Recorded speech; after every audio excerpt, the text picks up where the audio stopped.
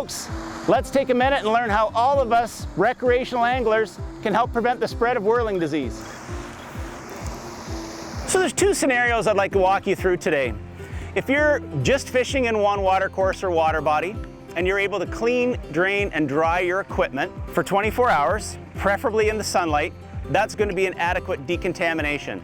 However, if you're planning on traveling between water bodies, say you're moving from a lake to a stream to continue your fishing, what we're going to want to do is have a little more intensive disinfection so that you can make sure that your gear remains clean.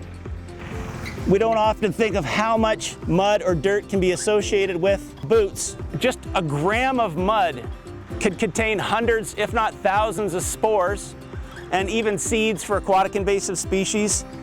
And we don't want to be transporting that between sites. We want to make sure that we're physically knocking that mud off and making sure that we're not carrying that with us. So physically, we've walked through, we've knocked the dirt off of all the equipment as best that we can, got those chunks of mud out as best we can. Now the disinfection isn't very onerous at all. What we recommend is a solution of Quat Plus, which is a quaternary ammonium. This should be easier on your equipment than just standard bleach.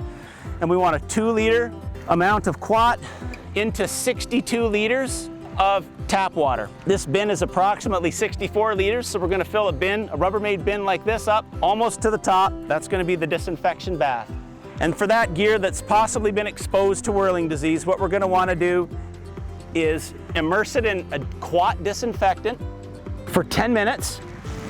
And for any of your larger gear that's not able to be submerged or it's not convenient to submerge it, what we can do is use a 1500 part per million spray of Quat, and we can just spray those items down, allowing a 10-minute disinfection, a 10-minute period where it stays wet and in contact with the disinfection, and then allow that equipment to dry, just air dry, preferably in the sun, and that will allow for an adequate disinfection against whirling disease.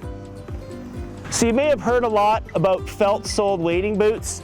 They can harbor a lot of parasite because it's quite a media for them to grow on.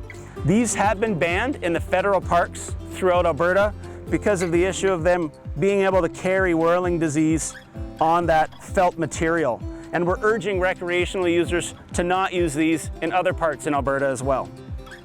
So we've tried to make this disinfection protocol as easy as possible. All of the equipment that you see here can easily be purchased at most stores. These are Rubbermaid bins. These are fairly inexpensive. A handheld sprayer that you can get at any garden supply store, also very inexpensive. And the Quat itself, which you can find from several retailers around Alberta, also fairly inexpensive. I would imagine our whole solution here is going to cost the average person less than $50. So we're looking at a less than $50 for our approach and 10 minutes of your time.